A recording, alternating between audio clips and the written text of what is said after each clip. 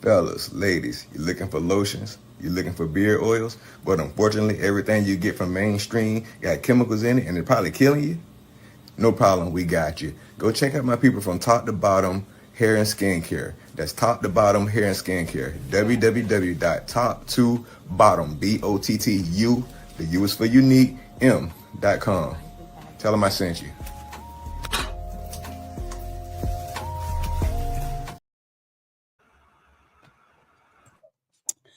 Good evening, everybody, and thank you for tuning in to Unfiltered Sports. Tonight on Unfiltered Sports, a superstar quarterback returns to form. A supposed contender is falling apart, and one underdog team is suddenly punching way above its weight. Let's dive into it tonight. I'm your host, Shaq, and let's get Unfiltered Sports started and going. Yo, what's going on, everybody? So let's talk about tonight, right? How we have a superstar quarterback returning to the NFL. Y'all know who I'm talking about on the practice squad with the Colts. 44 years old quarterback Philip Rivers is returning to the Colts. Shocking, in my opinion. Why? Because he's out of his prime. Do I personally think he's going to be able to save the Colts season? Probably not. He might give him a boost and some enthusiasm on the sideline. You know, as a veteran quarterback, you're able to support the younger quarterbacks, teach them, mentor them. And that's maybe what they need, someone to mentor and help this organization grow to new heights. If he starts as a quarterback, will he take this team far? I'll see if he can get him in a playoff game or not. But yeah, he's old. I just don't think he has it left in him. You know, does he go from being a superstar quarterback to being a grandpa? What is his name now? Grandpa or superstar quarterback? Should he went to the Colts? It's none of my business. I think he should have went back to the team where he started at, and that's the Chargers. And that's just where we're going to leave it at for that. But let's talk about a team that has started out very, very well, but is now just hitting the deck. Come on, ladies and gentlemen. You know who I'm talking about. It's the Philadelphia Eagles. Star quarterback Jalen Hurts has thrown more interceptions and has had more turnovers in the last 4 games than he has had his entire season. That's crazy. Like, that is just mind blowing, in my opinion. We're not going to sit here and say that, you know, he's a bad quarterback or that, you know, he's still got a lot left in the tank or whatnot. I do believe he has a lot left in the tank, but he is not living up to the Super Bowl contending MVP quarterback that he was last year and 2 years ago when he was in the Super Bowl. Jalen Hurts has had a different offensive coordinator every single year he has been in the NFL. Does that make a difference? Yes. Should that really make a difference? No. But my issue is that Jalen Hurts cannot let the play callers dictate how he performs on the court. Yes, I know he has the potential to be a great quarterback when he's running the ball, a great quarterback when he is throwing the ball, but he is letting social media get to him. He's letting the influence of his team get to him as well. So when we look at it, is AJ Brown has complained on social media so many times that he has now influenced the decision of the offensive coordinator and the GM about how he gets more repetition and how he gets more of the receptions than Devontae Smith or even Dallas Goedert. Dallas Goedert last game has shown up.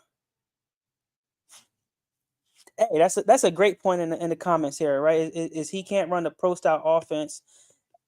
I think he is very more efficient as an RPO quarterback than in the style that he is right now. Jalen Hurts can run the ball. He can throw the ball.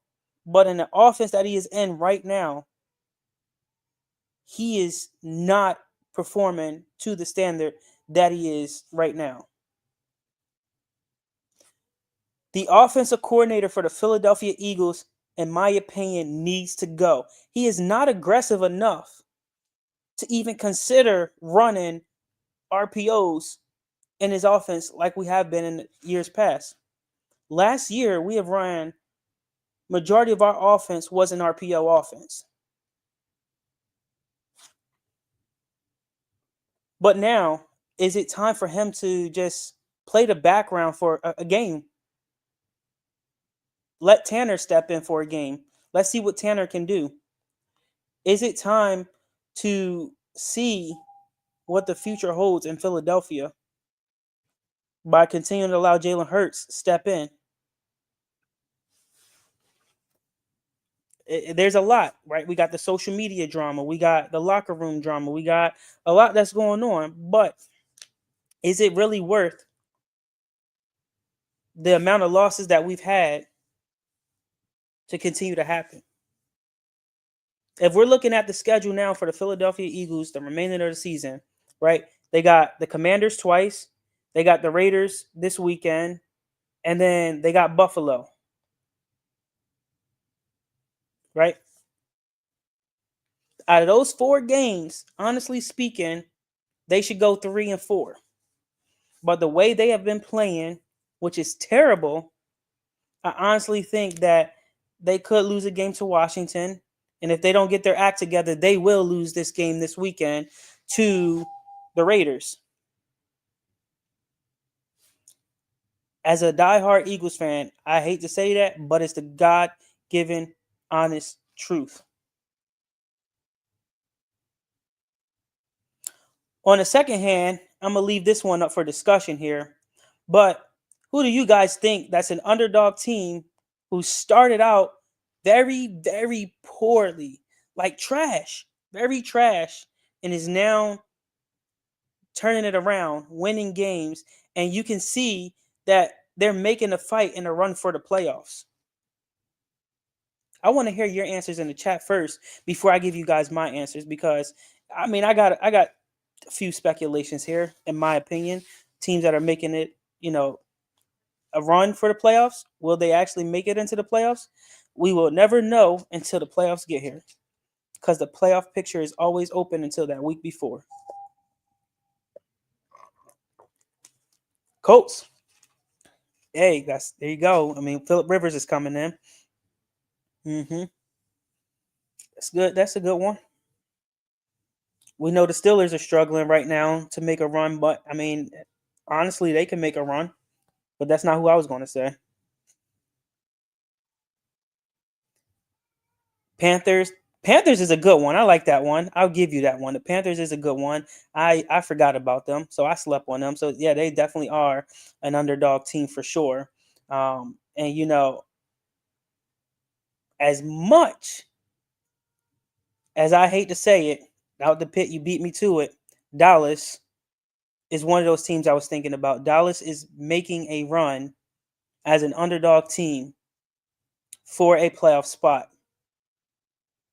If the Eagles keep playing the way they're playing and Dallas wins out and the Eagles lose another game, Dallas will take the NFC East and they will make it into the playoffs, forcing the Eagles to be a wild card team.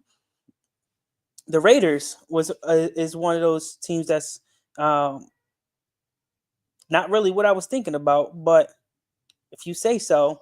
But my teams that I was thinking about outside of Dallas was Chicago, Detroit, and I mean, they're not playing their best football right now, but the Chiefs. Those are the 3 teams that I was thinking about outside of Dallas. So just think about how Chicago, at one point they were number 1 in the NFC for a week, and then they fell down to like number 7 or something like that. But they're still making a run, and a crazy run. They have an okay team, but I think that they're considered an underdog at this point. They're making a run for the playoffs. So, I mean, like, just it is what it is. The Raiders' record, it speaks for itself, just in my opinion. But like 2 wins, that's just outrageous. Like if you're a Raiders fan and you live through that, like more power and more props to you. As long as you didn't say the Jets or the Titans, we cool.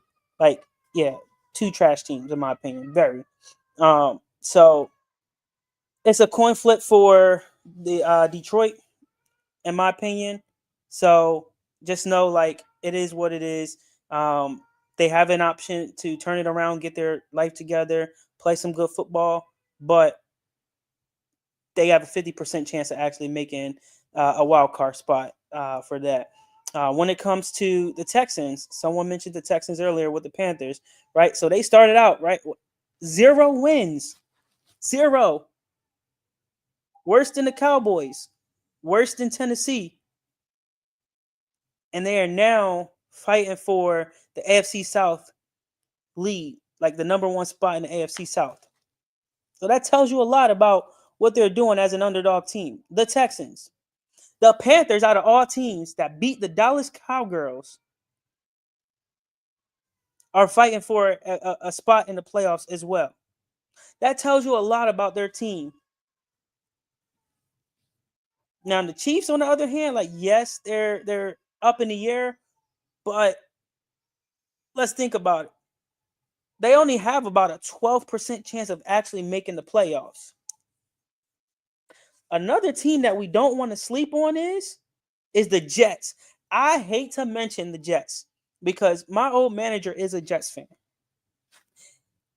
They still have a chance, probably around the same percent as the Chiefs, a 12% chance of making the playoffs. There is still hope for Jets fans out there. Jets fans, where they had to survive the butt fumble. The butt fumble from Mark Sanchez. We talking about the same Jets team here. No, that they still have an opportunity to make the playoff here. The same Jets team where Aaron Rodgers played for and got hurt in his first drive in a Jets uniform.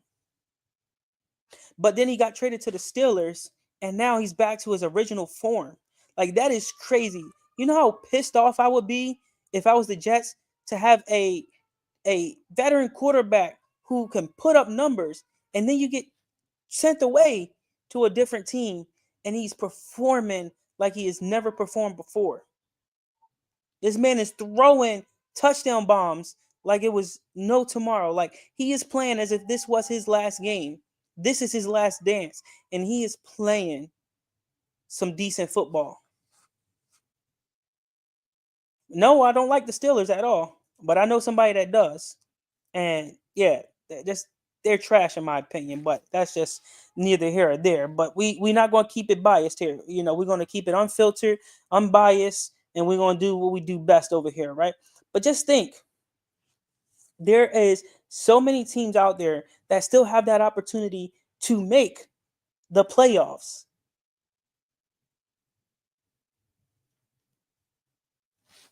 One of this tonight, for example, I don't believe any of these teams actually have a chance of making the playoffs tonight. But the game tonight, the Falcons, the Dirty Birds, the team that Mike Vick once carried, is trash, garbage, basura, like done. Shouldn't even be allowed to play in the NFL until they can get their act together. It's playing tonight against the Bucks. They're an underdog team tonight against the Bucks. And I believe the Bucks will run through Atlanta. And it's going to be a really high scoring game for Tampa Bay. A really high scoring game for Tampa Bay. But back to these playoff contenders. All right, before we get back to the playoff contenders, what are my thoughts on the Vikings? Are they done? Honestly speaking, in my opinion, I think that they're just going through a rough patch right now. I think that if they can find that niche that they can click together again, that they can get over this hump that they're in right now. Like they started off on fire and playing pretty decent football, but it's just something's just not clicking with them right now. Maybe someone's just being too selfish, too greedy, or whatever the case may be.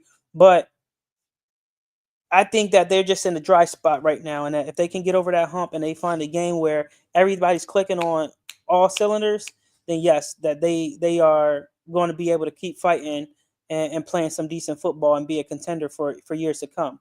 Now, will they win the Super Bowl?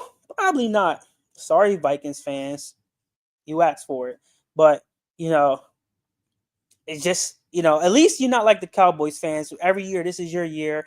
Every year, you're going to win the Super Bowl. Every year, you're going to do something spectacular, and then your quarterback gets hurt, and then you start crying like T.O., talk about that's my quarterback, that's my teammate, and all this other good stuff. But I'll give props to the Vikings. They play some pretty decent football. They just got to get over that dry spot that they're in right now and find something that's going to click for all of them to work together. Maybe the staff member, maybe the coaches just got too confident in what they were doing by playing teams that maybe were just subpar. But yeah, we'll see. We'll see. Don't be surprised. The Vikings could pull it out of them and win the Super Bowl in the next 5 years. Not maybe not 25 years. That's OD. But it is what it is. You never know. But hey, can they be a surprise and pull off a playoff wild card? It's possible. Like I said, the playoffs are still open until most likely that week before playoffs, because there's so many scenarios and cases out there that people will or teams will find themselves in. For example, if the Eagles lose 2 more games, but the Cowboys win out, guess what? The Cowboys take the NFC East and they got their playoff spot in the number 3 position, or maybe even a little bit lower than that. But it's a lot to think about with them. They will play some decent football, and then they will surprise you by going back to being trash, and then you be like, dang man, like that was some good stuff right there. Like, what are y'all doing? So again, don't be surprised at some teams are playing right now, and then how they go to being trash, and then you be like, well, it is what it is. But looking at the start of the season, right? Let's look at this here, right? So we look at the start of the NFL season. What is one team, chat, that went from being like, man, like they're subpar, like they're playing football, like they're winning games or losing games, but like I like, dang, like these dudes are for real. Like they are the real deal. We're not talking about underdog, but we talk about like these dudes was playing some subpar football, but like, man, they are the real deal right now. Like they are playing decent football. They are putting on a show. Like, could this be the team that go in and just start knocking people out the playoffs because they being slept on? The Dolphins? All right. I respect that one. I respect that one. Especially without Tyreek Hill. I mean, with him going down, that was a hurt to their wide receiver one, but that's a respect thing right there. The Dolphins, the Niners, okay. I'm not too big on the Niners, but I got a couple people that are Niners fans, and we know how they act. And now that they got Christian McCaffrey back, I think that's a good point that they are playing some decent football. But do I think that they're going to be a team that can go in and like make a statement? Not this year, no. You keep mentioning the Raiders, but the Raiders are trash. They are trash. Why do we keep going back to the Raiders? They are trash. Complete trash. Like, let's just move on from the Raiders. Like, I don't know what you're fascinated about with the Raiders, but they are complete trash. Like, that's just ridiculous. And to even think that the Steelers are going to win the Super Bowl, I think you just hit your head one too many times there, because it ain't happening. You do realize that you got to go through the Patriots in the AFC right now. And the Patriots, as much as I hate to say this right now, the Patriots are playing some decent football. The Patriots, out of all teams that you wouldn't even expect to go back to the playoffs anytime soon because of the loss of Tom Brady is playing some decent football right now.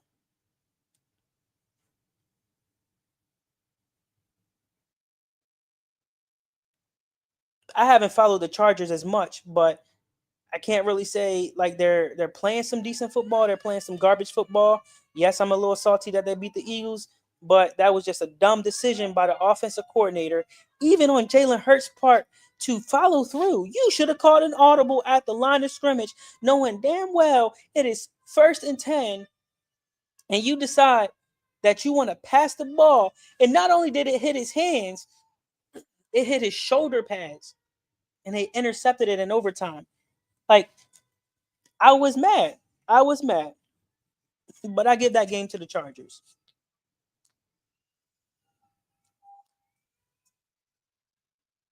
See, you can put 9 cents on them Steelers all you want, but don't be that down when Mike Tomlin don't produce for y'all. That's all I gotta say. That's all I gotta say about the Steelers, man.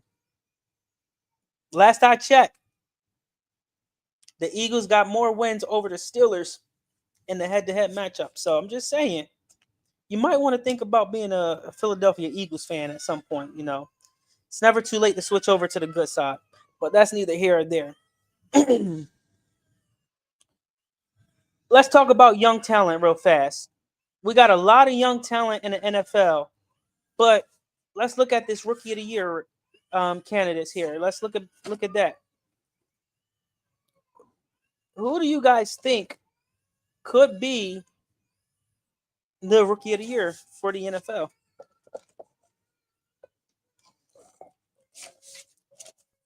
I know some people gonna put Sanders out there,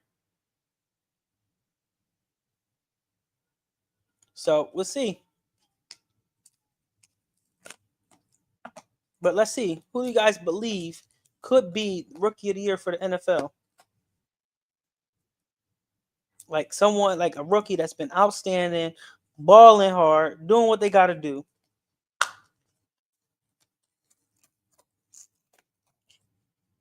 And like I said, a lot of people might think a lot of people might think that Sanders, because he came in and he's won a game for the Browns or whatnot, and the position that he came in or whatnot. But that's a open debate right there. We know the Steelers won 6 Super Bowls, but that's all right. That's true. The wide receiver for the Bucks is balling out right now, but I can see them giving Shador that Rookie of the Year, and that's who I had in mind. But again, that's a great topic for debate and open for debate right there, right? But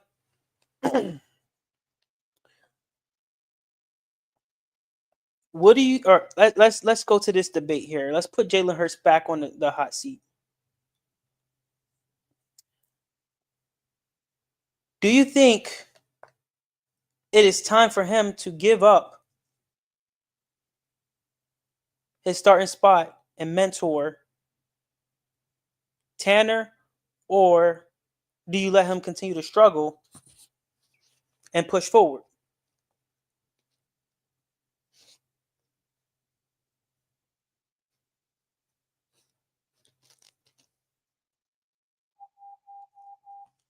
Because in my honest opinion, I'm not going to let him struggle much longer. I see a lot of people calling for him to sit this game out. Like literally sit this game out.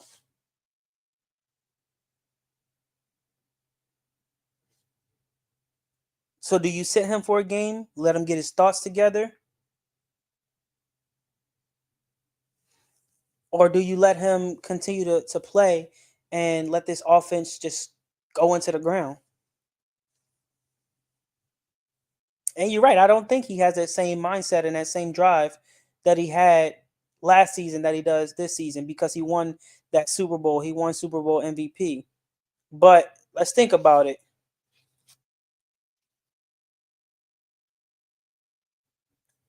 No, the Eagles aren't the worst fans, but that's all right. Have you ever even been to a Phillies game in person? Philly game in person to know? No, probably not, but it's all right, man. We show love no matter what. So back to the topic at hand is, are the Eagles going to let Jalen Hurts stay in the game, or are they going to bench Jalen Hurts and let Tanner play a game? Because again, it's against the Raiders. They have one of the worst records in the league right now.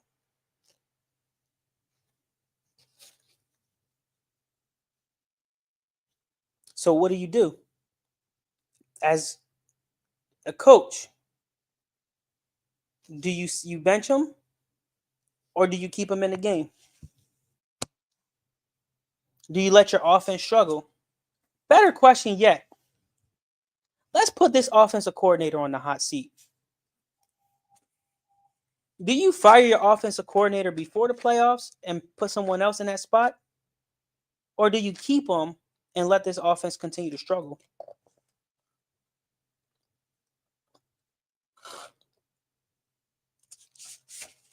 In my honest opinion, I say we get rid of him.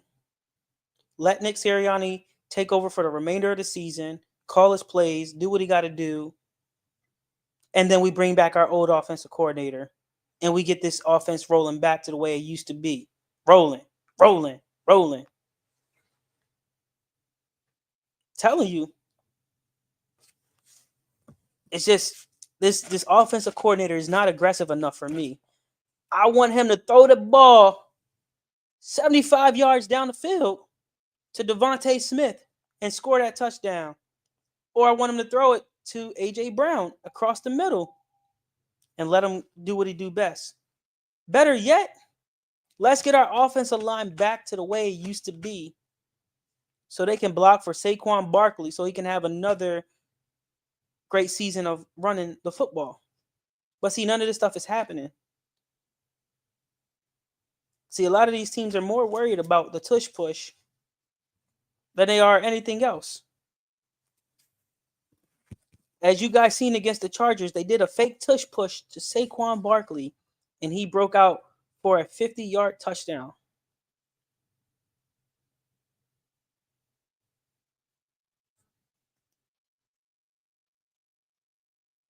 They didn't. The Eagles didn't just have one bad game. They've had multiple bad games. Multiple bad games.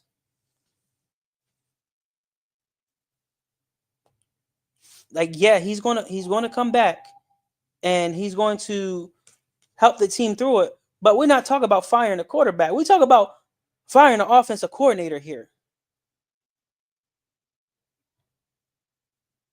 That's what we talking about. Like, we trust Jalen Hurts that he can play in the offense that he knows how to play in. But let's talk about that offensive coordinator and how he ain't doing anything. That's the issue. Is the offensive coordinator is not utilizing his offensive weapons to their top priority. That's the issue. Just saying. It might be too late in the season, but do you risk dropping down in the playoffs, or do you make a decision to keep your spot in your position that you're currently in right now, right?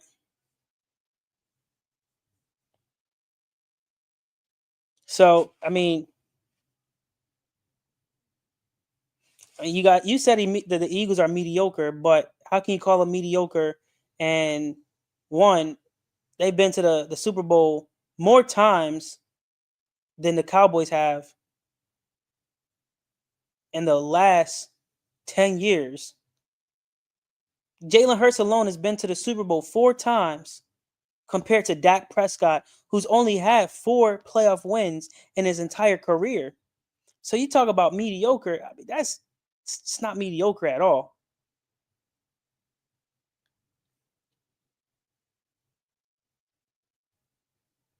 So, I mean, that's your opinion, and I respect your opinion, but we stick with the facts over here. That's just not being mediocre. The Eagles' problem right now is that they're not soft. It's the fact that they're too worried about social media, too worried about their self pride. They're too worried about the wrong things instead of trying to play team football. That's the issue. So I mean, it is what it is. But soft is just it's far from it. So yeah, it is what it is. But let's go back to Philip Rivers. And that's just been sitting there. Dak just needs to get rid of it. Like he's just done. He needs to hang up his cleats and just stick to doing whatever he's good at. And football isn't that thing. So like they just need to get rid of him, move on, find a new quarterback, and just continue to push on from there. But let's just go back to Philip Rivers. Like he's old, yes, but do you think he can perform at a top caliber as a top caliber QB in the NFL today?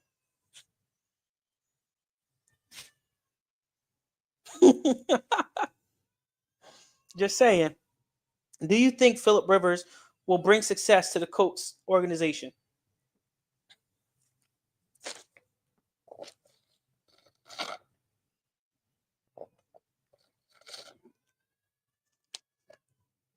It could. I mean, he could be able to do so. But for him being out of the league for that long, I really don't see that's going to happen. I don't think he's going to be able to keep up with the fast pace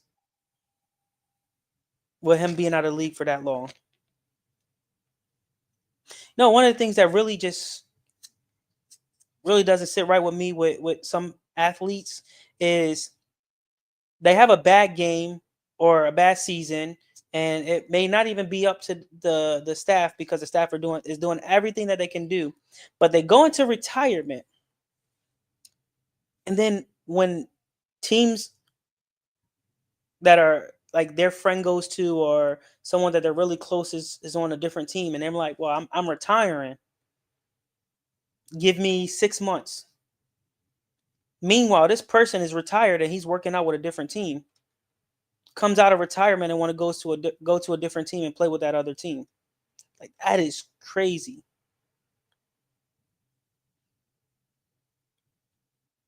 Just think about what Gronk did. Gronk retired.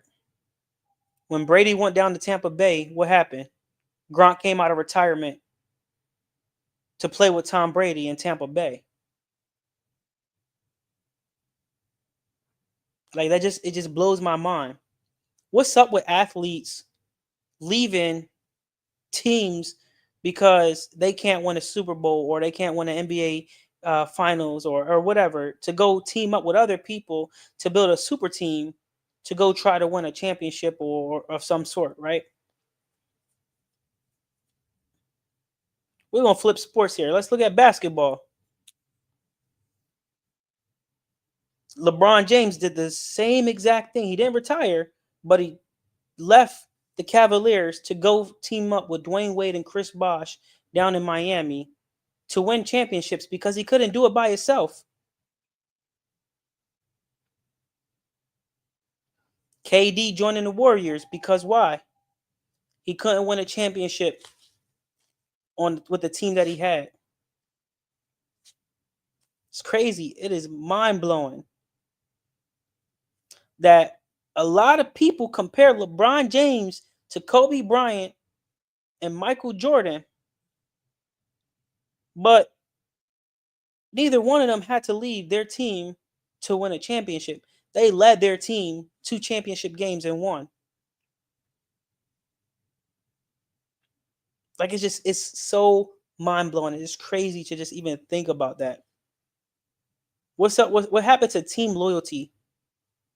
Like it's not a thing anymore. Like at all.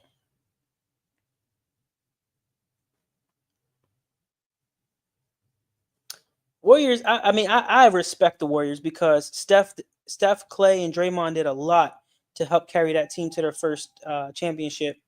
And then they added KD. Obviously, they had Andre Iguodala. as a role player. They had a lot of good players on that team, for those few years that they won the NBA Finals, and I respect them.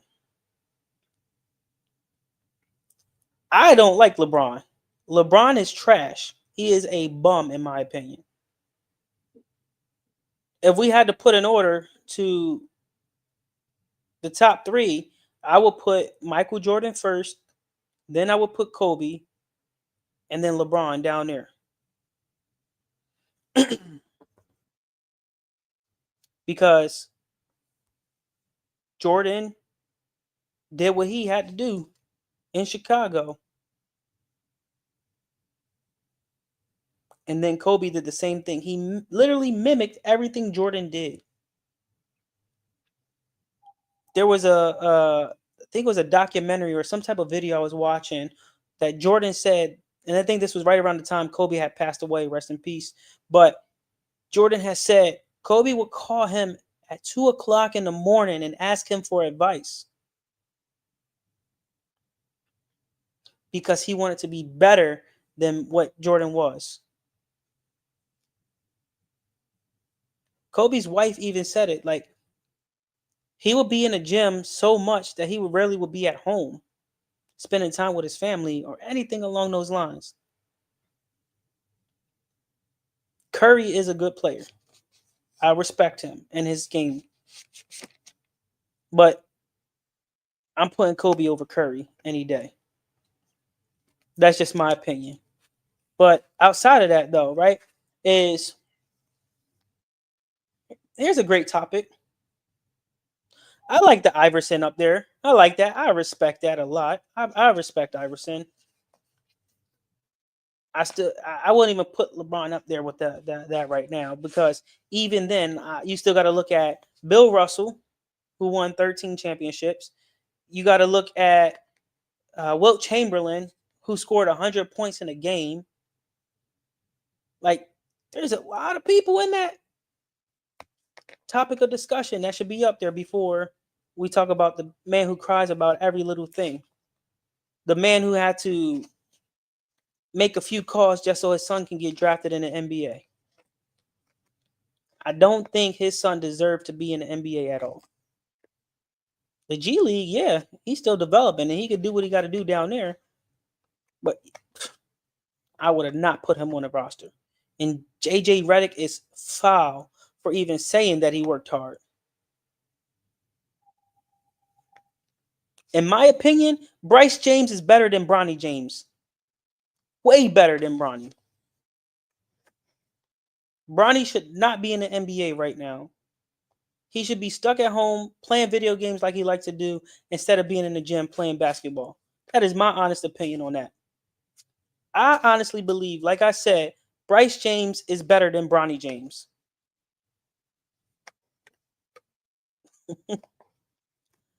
That is what it is. Here's another topic of discussion that we can look at too.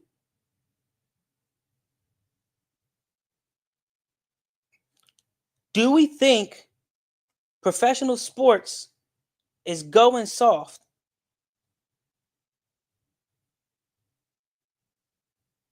And I say this behind the context that I just seen something today that said the NFL is looking at putting $32 million investing into a professional flag football league.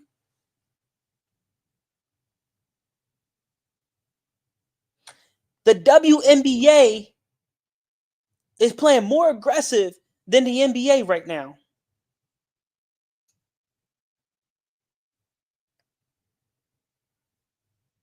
You got teams in the American Basketball Association playing better basketball, more aggressive basketball than teams in the NBA.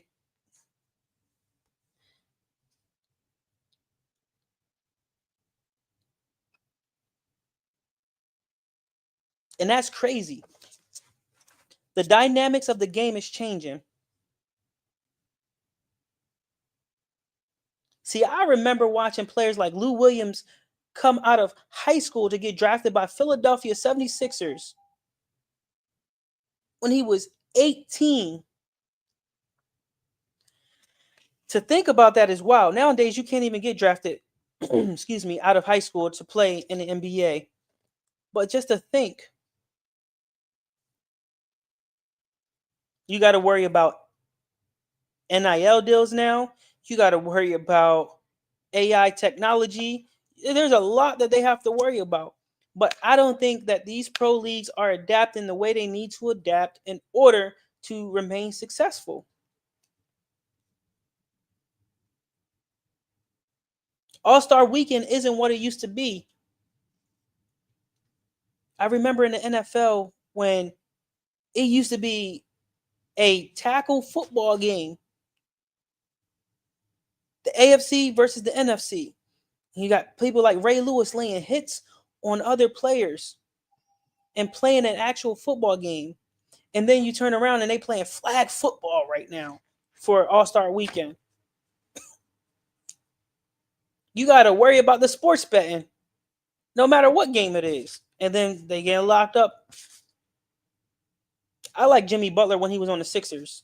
Then he had it out with a few people on that team, and then he ended up leaving and going down to Miami. I respected him for going down to Miami and still making the name for himself. I respected him when he was on Chicago and did what he had to do down there or up there in Chicago.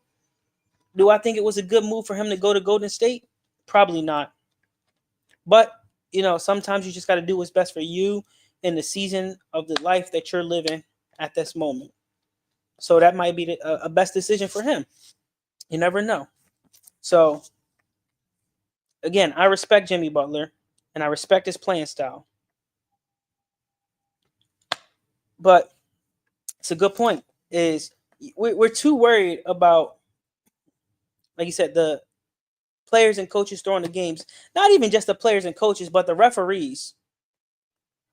Think about how lopsided games are because referees are throwing flags or calling fouls and giving technical fouls and different things like that. They get paid so much money from Vegas to just throw a game. Is crazy. And it's crazy to even think about. I wonder how much money they get paid though. I ain't gonna lie. I thought about that a couple of times. I might have to be a referee. Hey, yo, you need some money? I'll help you out. I got you.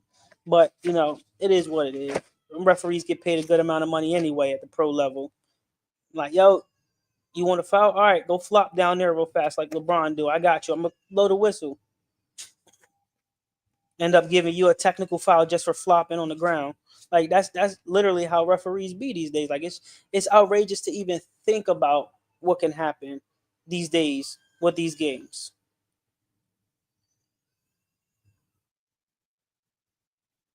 But let's look at the Spurs real fast. The Spurs did something that was Sixers aren't trash. I'm a huge Sixers fan, so like they are not trash. But when we look at the Spurs, I respect what the Spurs did because when Popovich had to step down from coaching due to his health, what did they just do? They brought in their three franchise players, Tony Parker, Manu Ginobili, and Tim Duncan, a part of their coaching staff to develop their players. Not only did they go out and get Wemby, but they brought in another 7'3" player to play side by side next to Wemby. They're bringing in height and they're developing this talent to help them go back to the playoffs and eventually win another NBA championship.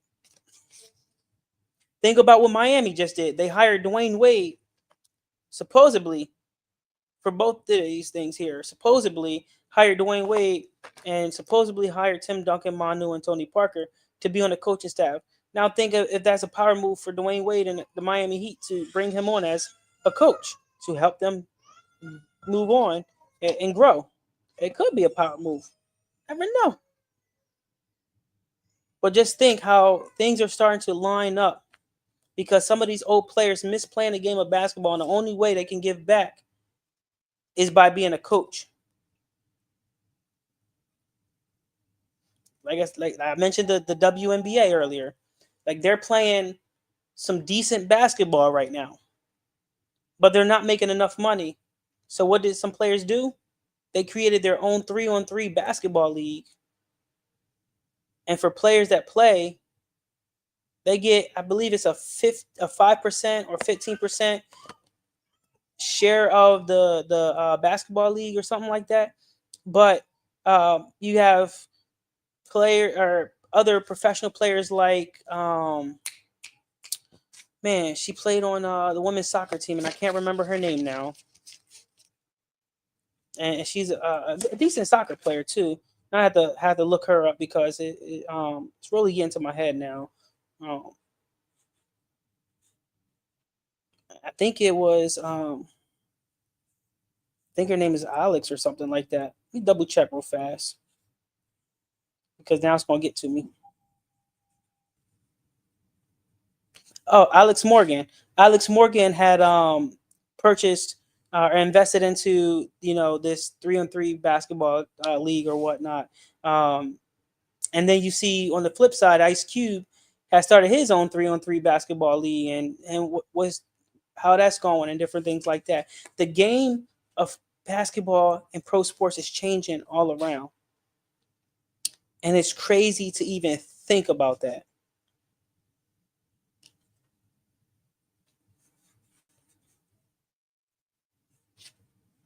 But that's okay. Sometimes the change is good.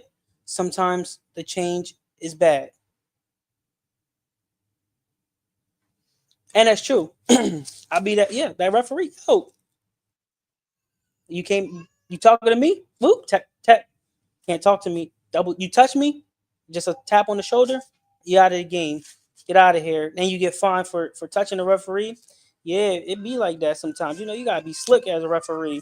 It's crazy. Like even in the American Basketball Association, if I'm not mistaken, one of the rules for the referees or for the teams is like if you touch a referee, like you're supposed to get a technical foul or thrown out the game, something like that. It's crazy, but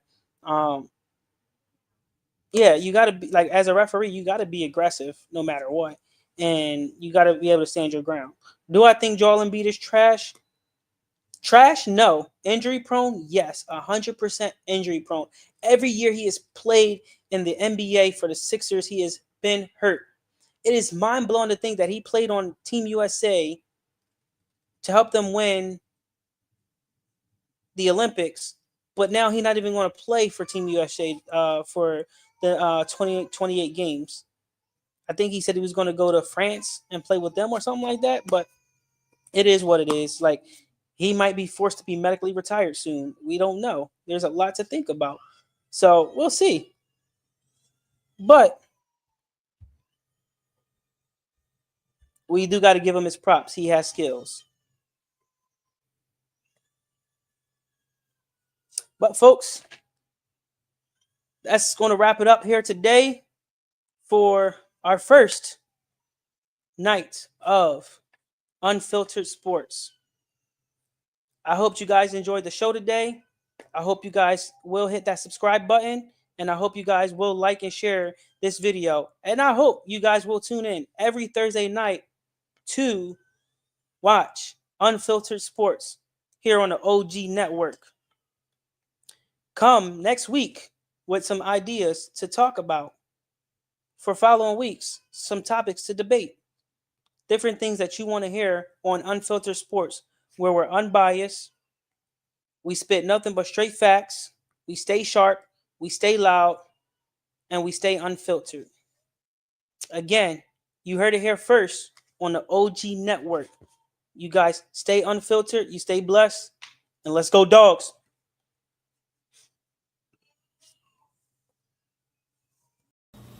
Fellas, ladies, you looking for lotions? You looking for beard oils? But unfortunately, everything you get from mainstream got chemicals in it and they're probably killing you?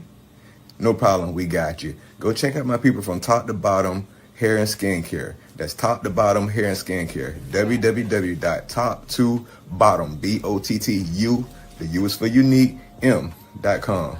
Tell them I sent you.